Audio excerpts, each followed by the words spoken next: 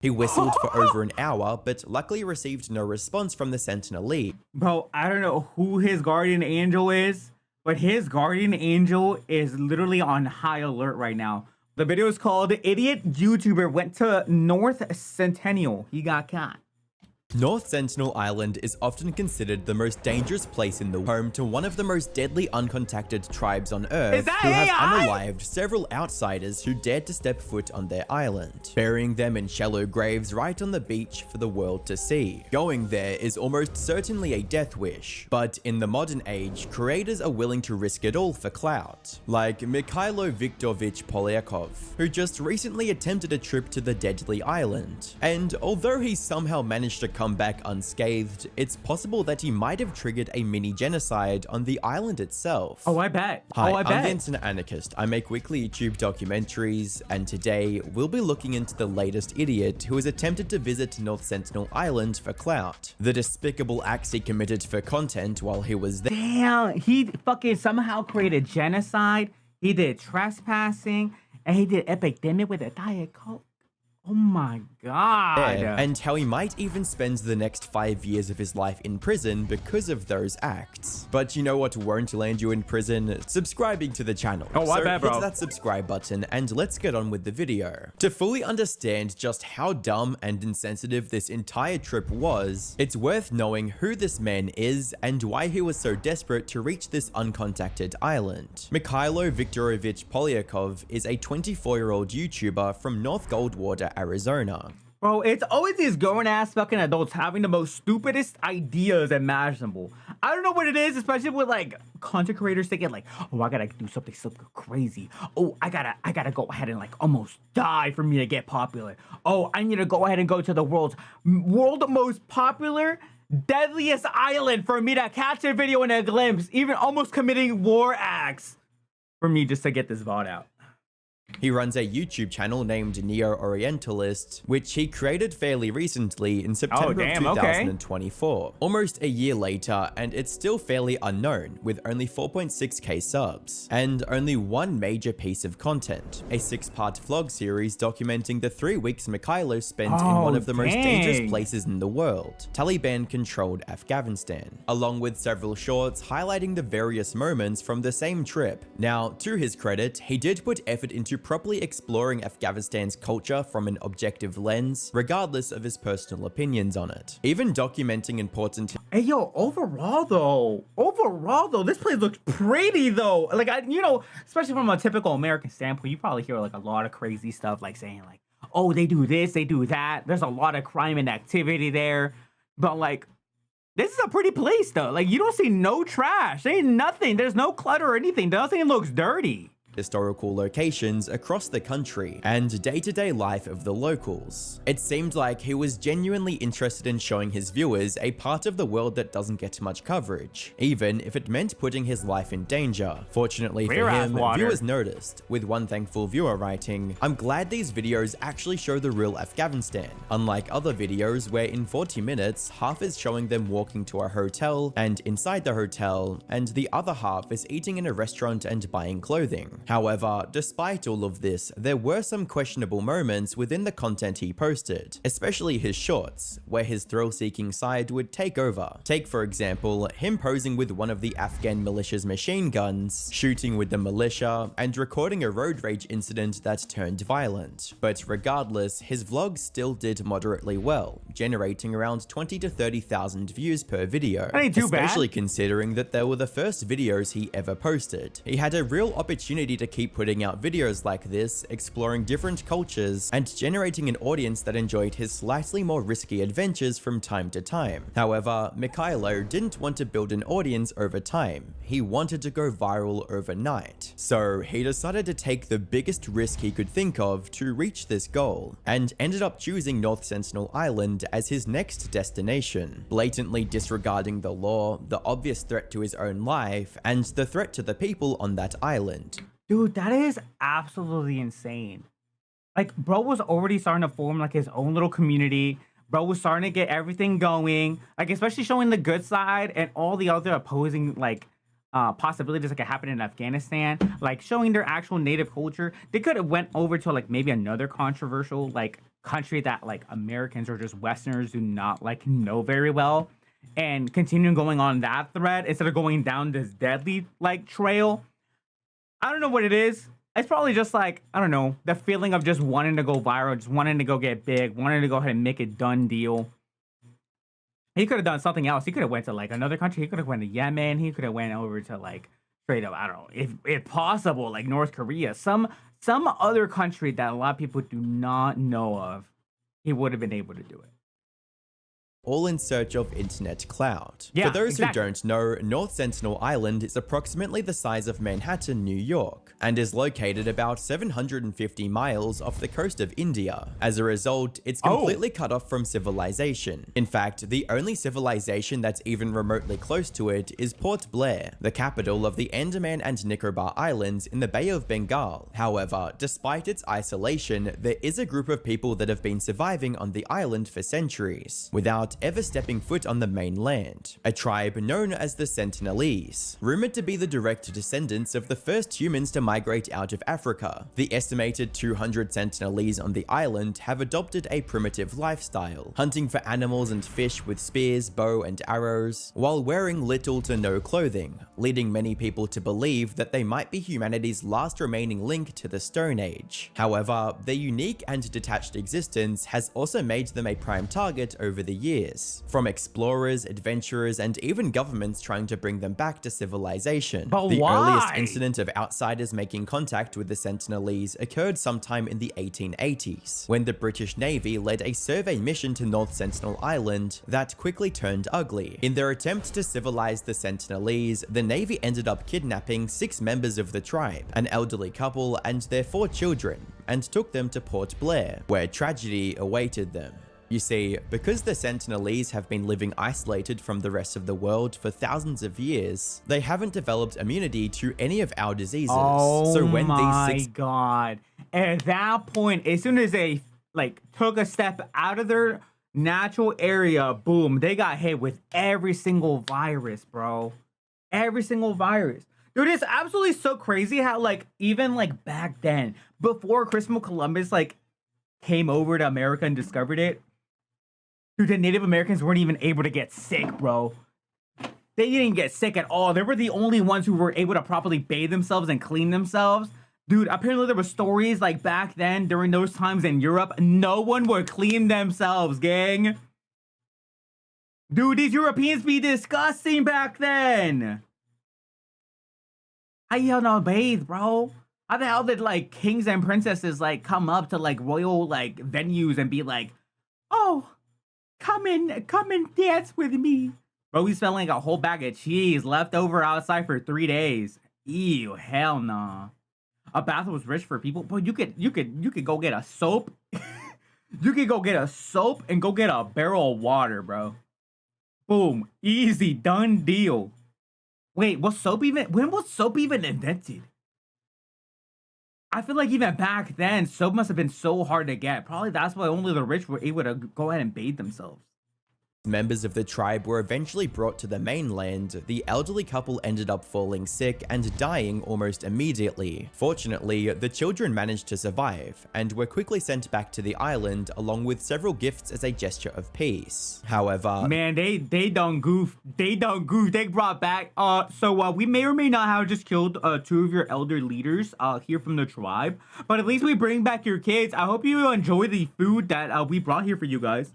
Bro, I feel like at that point, they would have just started attacking them non-stop. That's what I probably would have done now as this native people.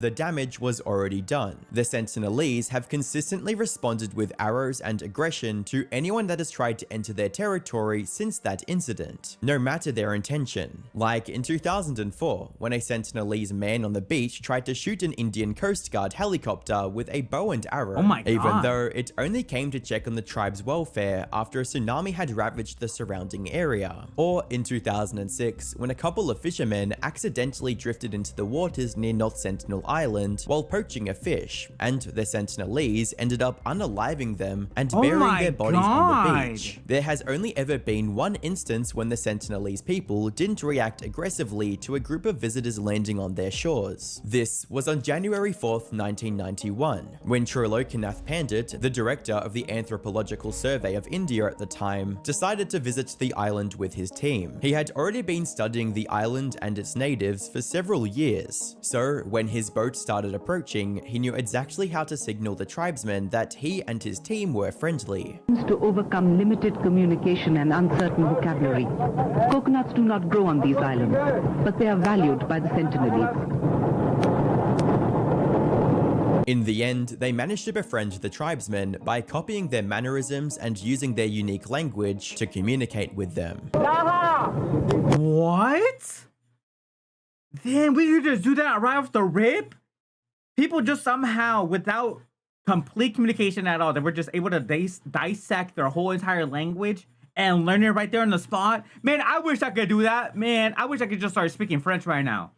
Ça va bien et toi? Je m'appelle DarkSalxm, je suis Twitch streamer. Un pomme de terre, baguette du fromage.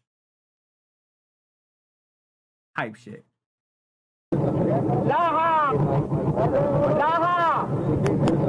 Lara! Dag! Dag!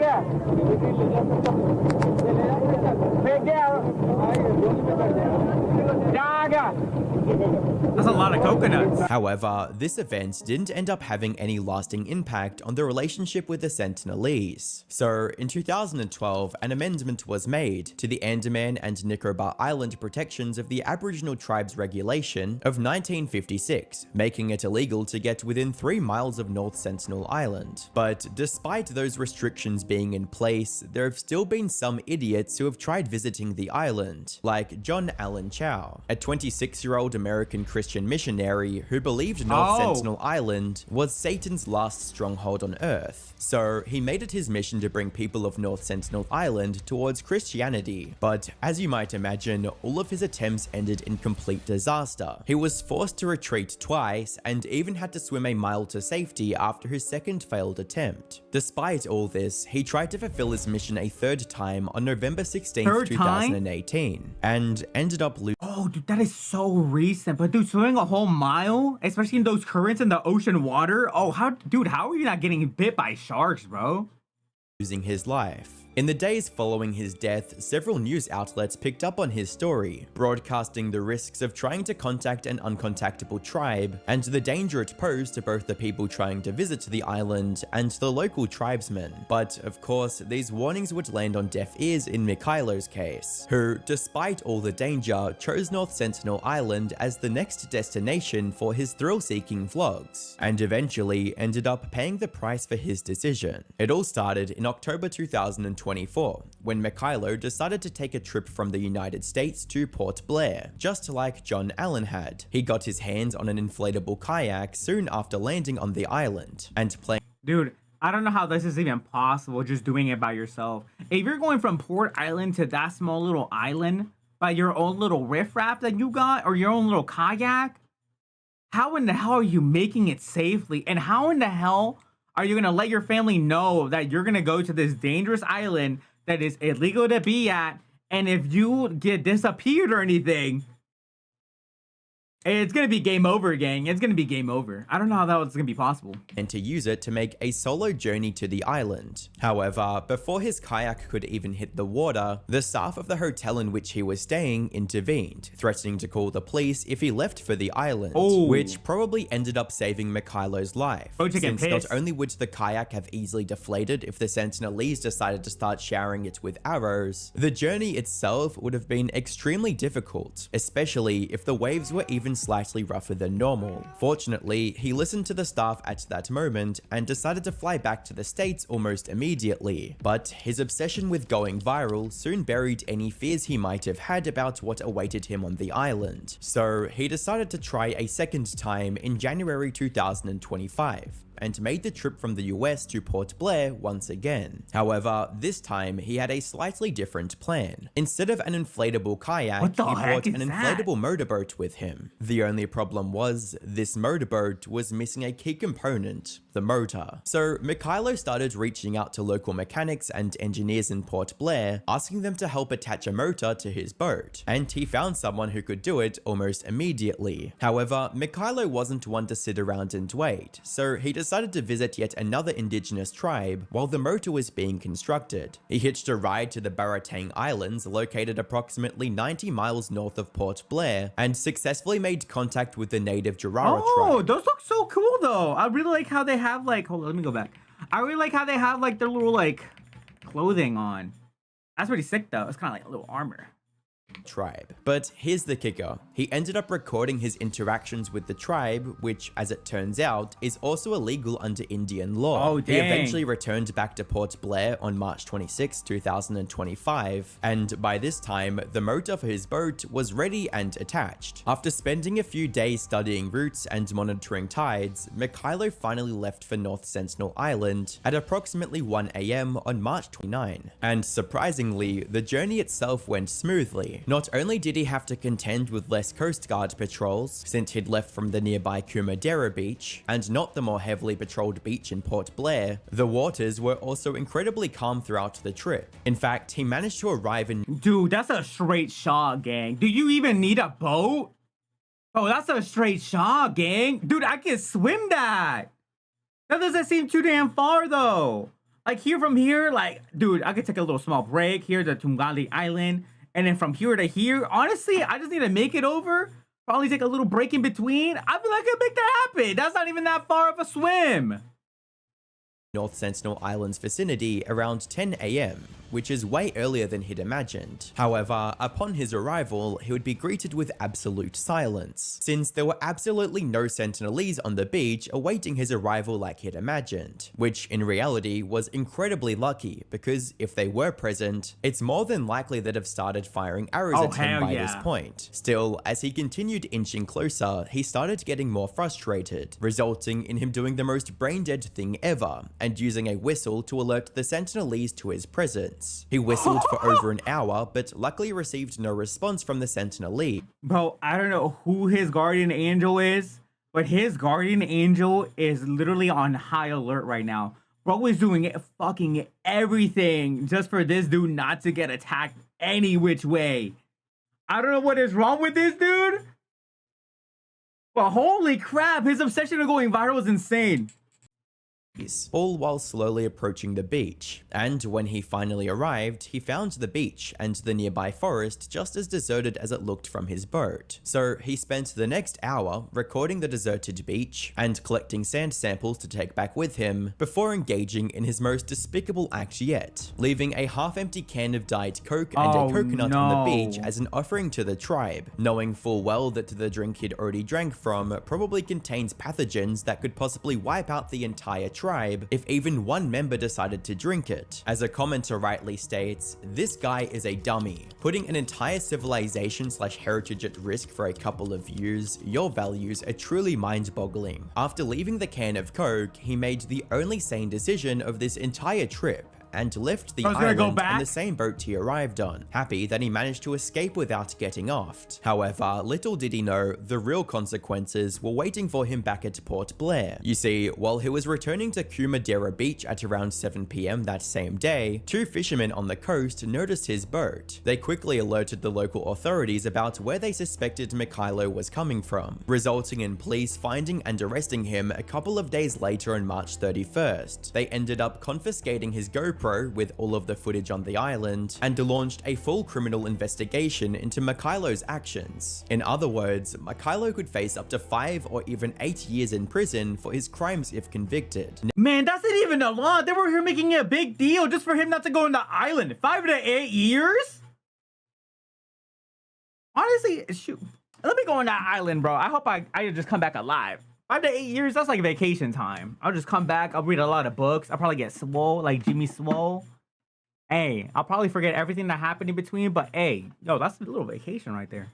Now, it's important to note that he hasn't been charged yet, but given the recent trend of foreign governments not letting American nuisance creators get away with whatever they want, there's a good chance he won't be coming home anytime soon. But even if he somehow manages to escape the charges, there's one thing for sure. Mikailo's already blown any shot he had at becoming a YouTuber, ending his career before it could even start, and he has no one to blame for his own failure but himself. He had the opportunity to stop chasing this incredibly dumb adventure in October 2024 when he got caught the first time. However, his need for clout didn't let him abandon the idea, and now he could be facing serious prison time for his actions, and Biggest that dummy too alive. in a foreign country, all because he was Biggest dummy alive, bro.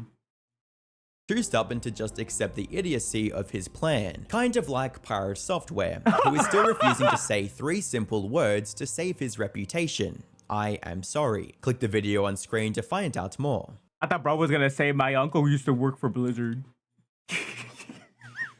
My uncle used to work for Blizzard.